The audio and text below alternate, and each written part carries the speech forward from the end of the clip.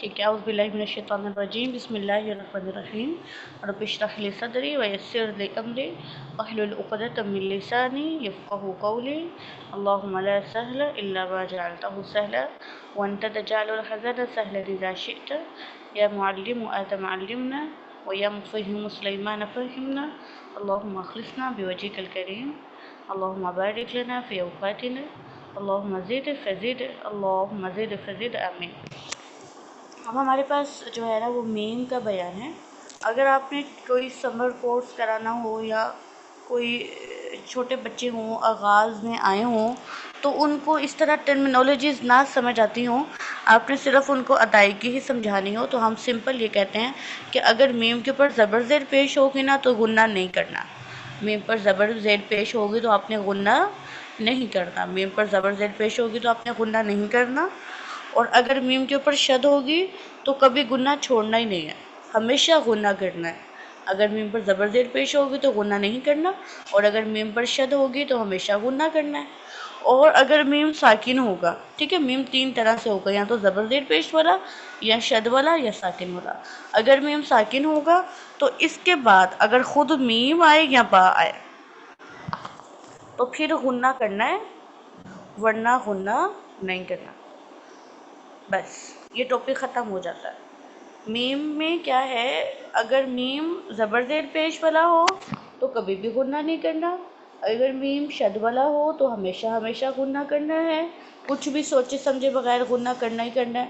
اور اگر میم ساکن ہوگا تو میم ساکن کے بعد اگر میم یا با ہو تو غنہ کرنا ہے، ورنہ غنہ نہیں کرنا۔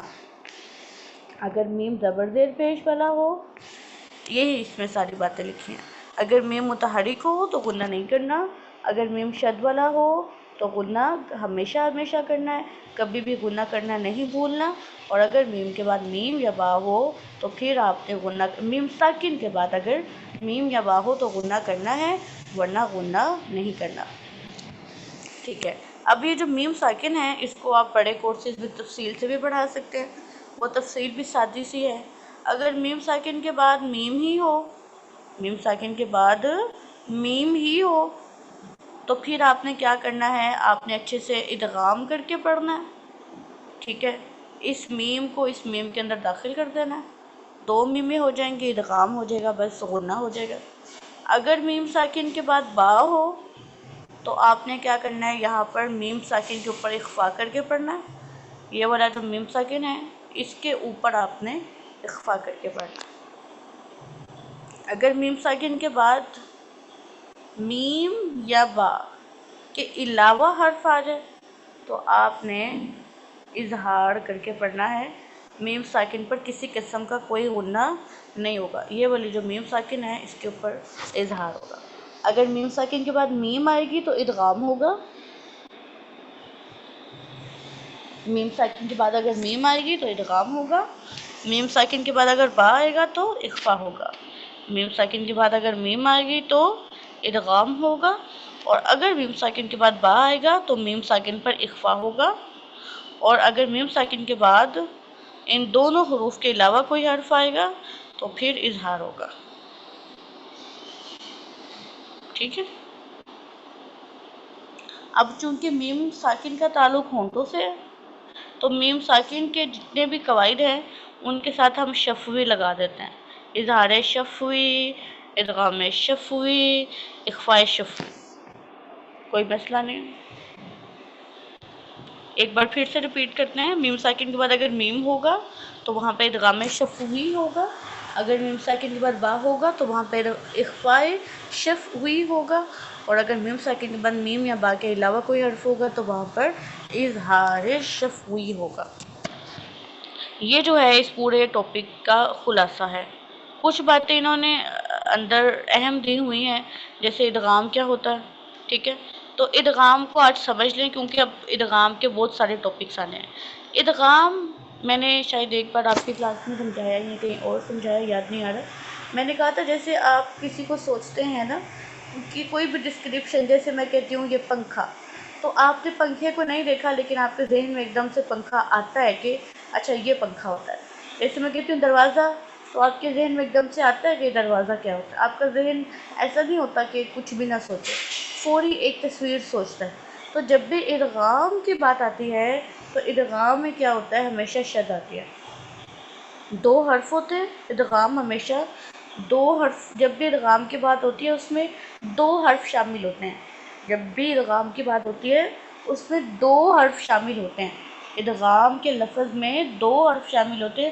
کبھی بھی جیسے اظہار ہے، ٹھیک ہے، وہ ایک ہی حرف پہ ہو سکتا ہے، یعنی کہ اس میں ایک ہی حرف ہو. اخفاء ہے، چلیں اس کی ادائیگی بھی ایک ہی حرف پہ ہوتی ہے. لیکن ادغام کے لیے 2 حرف جو ہے نا وہ انتہائی ضروری ہیں. پہلا حرف جو ہے وہ ساکن ہوتا ہے، کوئی بھی حرف، کوئی بھی، ٹھیک ہے، ڈیش کا مطلب ہے کوئی بھی حرف ہوگا جو کہ ساکن ہوگا، اور اس کے بعد ایک اور حرف ہوگا جو کہ متحرک ہوگا. ادغام کے لیے ہمیشہ شرط ہے 2 حرف ہوں. پہلا کیا ہے، ساکن ہو، اور دوسرا متحرک ہو. ہمیشہ کوئی بھی ادغام ہو، وہ نون ساکن کا ہو، وہ میم ساکن کا ہو، وہ تام ناقص میں ہو، یا وہ پھر مثلین متجانسین متقاربین میں ہو، یا وہ صغیر کبیر میں ہو، کوئی بھی ادغام ہو تو اس کی شرط یہی ہوتی ہے کہ 2 حرف ہوں. پہلا حرف ساکن ہو، دوسرا حرف متحرک ہو. تو پہلے ساکن حرف جو ہے، ساکن ہے نا بیچارہ، خاموش ہے، تو وہ کیا ہوتا ہے، وہ دوسرے کے اندر داخل ہو جاتا ہے. ٹھیک ہے، ساکن ہی داخل ہوگا، متحرک تو داخل ہونے سے رہا. وہ تو متحرک ہے، اس کی تو اپنی آواز ہے، وہ کیسے چپ کرے گا، وہ تو نہیں داخل ہوگا. تو جو ساکن حرف ہے وہ متحرک حرف میں داخل ہو جاتا ہے. تو اس میں جو پہلا ہوتا ہے جو داخل ہوتا ہے اس کو مدغم کہتے ہیں، اور جو دوسرا حرف ہے وہ مدغم فی ہوتا ہے. اور جب مدغم فی میں داخل ہو جاتا ہے تو ہمیشہ شد آ جاتی ہے. تو میں نے آپ کو کیا بتایا، ادغام کے بارے میں کچھ باتیں یاد رکھیں. جب بھی ادغام ہوگا تو شد آئے گی. ادغام کا پروسیجر کیا ہے، 2 حرف ہوں گے. پہلا حرف ساکن ہوگا جس کا نام مدغم ہوگا، دوسرا حرف متحرک ہوگا جس کا نام مدغم فی ہوگا. مدغم فی کے اندر داخل ہوگا اور وہاں پر شد آ جائے گی. ہم کہیں گے کہ بھئی یہاں پہ ادغام ہو گیا. تو یہی کہہ رہے ہیں کہ مدغم کو مدغم فی میں اس طرح داخل کرنا، دونوں ایک ساتھ مشدد ادا ہوں، کوئی مسئلہ نہیں ہے. اچھا، میم ساکن کے ادغام کو کہتے ہیں ادغام میں مثلین صغیر بھی کہتے ہیں. تو دیکھیں میم ساکن کے بعد میم ہی ہے نا، تو دونوں ایک جیسے حرف ہیں، تو اس کو کیا مسئلہ ہے کہ ہم مثلین کہہ رہے ہیں، تو مثلین کہتے ہیں. اور صغیر اس لیے کہتے ہیں کہ میم پہلے سے ساکن ہوتی ہے. اگر ادغام ہو اور پہلے جو حرف ہے وہ متحرک ہو، اس کے اوپر زبر زیر پیش ہو، تو پھر ہم اس کو پہلے خود ساکن کرتے ہیں. جب ہم اس کو پہلے خود ساکن کرتے ہیں نا تو ہمارے پاس کہہ لیں ایک سٹیپ بڑھ جاتا ہے، کیونکہ ادغام تو ساکن ہونے کی وجہ سے ہی ہوتا ہے. اگر کوئی بندہ ایک چپ بھی نہیں کرے گا، دونوں ہی بولی جائیں گے، تو پھر دونوں کیسے معاملے کو حل کر سکتے ہیں. ایک بندہ چپ کرے گا، ایک کو ہمیں ساکن کرنا پڑے گا. تو ادغام ہمیشہ ساکن کر کے ہی ہوتا ہے. پہلے حرف کو ساکن ہونا ہی پڑتا ہے ورنہ ادغام نہیں ہوتا ہے. تو اگر ادغام ہم کریں اور پہلا حرف ساکن نہ ہو تو پھر اس کو 2 4 6 لگا کے ساکن کرنا پڑتا ہے. ساکن کر کے ہی ادغام ہوتا ہے. ٹھیک ہے، تو اگر پہلا جو حرف ہے وہ متحرک ہو، اس کو ہم پہلے ساکن کریں پھر ادغام کریں، تو اس کو ہم کہتے ہیں ادغام کبیر ہے. پروسیجر بڑا ہو گیا. لیکن میم ساکن میں پہلے ہی میم ساکن ہوتا ہے، تو اس لیے ہم اس کو ادغام صغیر کہتے ہیں. ٹھیک ہے، پہلے میم کو دوسری میم کے ساتھ ملا کر ایک الف کے غنہ کرنا کوئی بھی مطلب واضح بات ہے یہ. اچھا، یہاں پہ ایک اور بات ہے کہ اخفاء کی ڈیفینیشن دی ہوئی ہے. اگر آپ یہاں پہ ایک لائن لگا لیں نا، یہ ایک لائن لگا لیں، تو یہاں پہ حرف کے شروع میں اظہار ہوتا ہے اور اس کی حد یہ ہے کہ ادغام ہو جائے. ٹھیک ہے، یعنی کہ یہاں تو کوئی حرف بالکل ظاہر ہو رہا ہوگا اور یہاں پھر کوئی بھی حرف جو ہے وہ بالکل ختم ہو رہا ہوگا. یہاں تو کوئی بھی حرف بالکل ظاہر ہو رہا ہوگا یا کوئی بھی حرف ختم ہو رہا ہوگا. اگر کوئی بھی حرف ظاہر ہو رہا ہو اسے ہم اظہار کہتے ہیں، کوئی بھی حرف بالکل ختم ہو رہا ہو اسے ہم ادغام کہتے ہیں. اور اخفاء ان دونوں کے درمیان ہوتا ہے. اخفاء میں نہ اظہار کی طرح حرف واضح ہوتا ہے، نہ ادغام کی طرح حرف بالکل ختم ہوتا ہے. اس لیے اخفاء کو کہتے ہیں حالتم بین الاظہار والادغام. ٹھیک ہے، اگر آپ ایک لائن لگا لیں، ایک سٹینڈرڈ سیٹ کر لیں کہ ایک حرف بالکل سٹارٹ پہ ہے، بالکل واضح ہوگا تو اظہار ہے، بالکل ختم ہوگا تو ادغام ہے، اور اگر درمیان میں ہے، نہ اظہار کی طرح واضح ہے، نہ اس کو سمجھ آ رہی میں نے یہاں جانا ہے، نہ اس کو سمجھ آتی ہے میں نے یہاں جانا ہے، تو وہ اخفا ہے۔ تو اخفا کے ڈیفینیشن آتی ہے حالت بین الاظہار والادغام، حالت بین الاظہار والادغام۔ اور جب اخفاء شفوی ہوتا ہے نا، تو اس میں ایک یہ بات کہا جاتی ہے، اخفاء میں ہونٹوں کو سختی سے نہ ملائیں، جیسے علیکم بی وکیل، کم ہونٹوں کو سختی سے ملانے سے منع کرتے ہیں۔ کہتے ہیں کہ جب آپ اخفاء کریں تو ہونٹوں کے درمیان ایک پیپر رکھنے کی جگہ خالی ہو۔ ایک پیپر کتنا باریک ہوتا ہے، کاغذ کتنا باریک ہوتا ہے، اگر آپ اخفاء کر رہے ہیں اور ہونٹوں میں کاغذ کو ڈالتے ہیں اور ہونٹ اس کاغذ کو اندر نہیں لے کے جا سکتے، تو آپ کا اخفاء شفوی غلط ہے۔ علیکم بے وکیل، علیکم بے وکیل، آپ کے ہونٹوں میں اتنا تھوڑا سا خلا ہونا چاہیے کہ ایک پیپر کو داخل کرنے کی جگہ بچ جائے۔